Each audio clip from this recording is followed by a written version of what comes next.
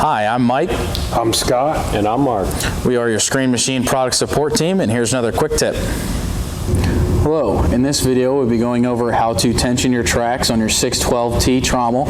In case you need to do any service work or add tension to them for any other reason, we're going to show you how to do that. So all you'll need is a few things: 5mm Allen wrench, a track grease fitting. We send one of each of these with every machine.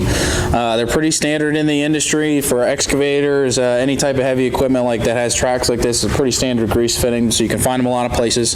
What we've actually done is put one directly on the end of a grease gun to make it a little easier for us.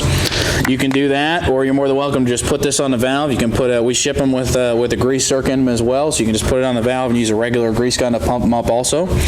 So what we're going to do is we're going to take this plate off here. I've already loosened the bolts, 5mm Allen wrench. There's two of them on either corner there. Go ahead and get this plate off. So now that the plate is off, you can kind of see in there the grease valve is right there, just a few inches back.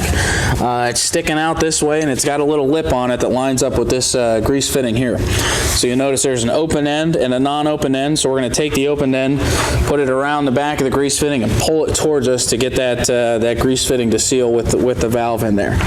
So we've got our plate out of the way now. We're going to use this grease gun here. So just stick it in past the grease fitting. Open up line up the open end with the grease valve. Pull it all the way towards you. You'll feel it kind of seat on there. If it doesn't seat all the way on there, you'll notice when you're pumping grease in there, it'll puke out either the fitting or something like that. You'll notice it'll be dripping down if you're not fully seated in that valve. The grease won't go in it.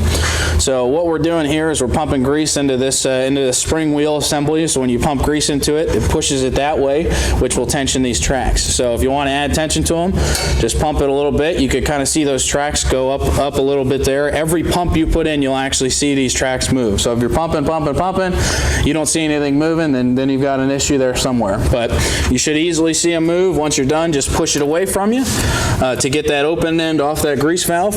Take it off of there. Make sure you're all good. Wipe off anything if you want to clean that area up a little bit. Put that plate back in there. Put your screws back in there, and then you should be all tensioned and good to go.